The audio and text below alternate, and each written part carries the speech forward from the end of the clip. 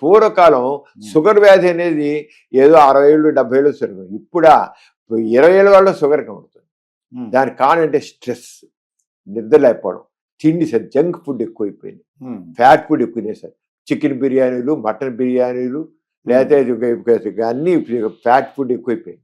ఆ fat food వల్ల కూడా వాళ్ళు ఎక్కువ. మూడోది అంటే అసలు ఎక్సర్సైజ్ లేదండి, అసలు ఏం లేదు, అసలు ఒక అడుగు కూడా నడవట్లేదు, ఎక్సర్సైజ్ లేదు, రావడం కూర్చోవడం అంతే. అసలు ఏమాత్రం ఎక్సర్సైజ్ లేకుండా పెద్ద కారణం. దానివల్ల ఏమవుతుందంటే మనం ఎప్పుడైతే పని చేస్తుంటామో మన శరీరంలో ఫీల్ గుడ్ హార్మోన్స్ అంటాం, దాన్ని లవ్ హార్మోన్స్ కూడా అంటాం. వీటి బ్రెయిన్లో ఉంటాయి. ఆ హార్మోన్స్ ఉత్పత్తి అవ్వట్లేదు. మెయిన్గా ఎవరైతే ఇప్పుడు ఈయన చూసారు ఆ డాక్టర్ గారు, ఆయనకి నిద్ర లేక సరిగా స్ట్రెస్ ఉండడం, నిద్ర సరి లేకపోవడం, వ్యాయామం లేకపోవడం, వ్యాయామం అసలు లేకపోవడం కారణం దాంట్లో feel good hormones, love hormones రాకపోవడం, డాప్మిన్ మనం మంచి హుషారుగా ఉన్నప్పుడు మీరు కానీ నేను ఉన్నా అంటే మనలో డాప్మిన్ చక్కగా సంపాదనలో బ్రెయిన్లో చక్కగా న్యూరో బయోకెమికల్స్ చక్కగా తయారవుతున్నాయి అన్నమాట.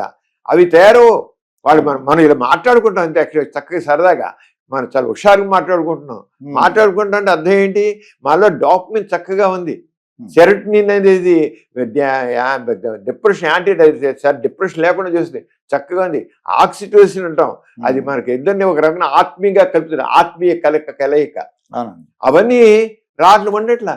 దాంతో ఏంటవుతుంది, ఇవన్నీ హార్మోన్ టెస్ట్ మామూలుగా టెస్ట్ చేస్తే మగవాళ్ళ టెస్టోస్టెరాన్ బాగుంటుంది, ప్రోలాక్టిన్ బాగుంటుంది, థైరాయిడ్ బాగుంటుంది, కొలెస్ట్రాల్ బాగుంటుంది, అన్నీ బాగుంటాయి, షుగర్ లేకుండా ఉంటుంది. But zero, performance zero.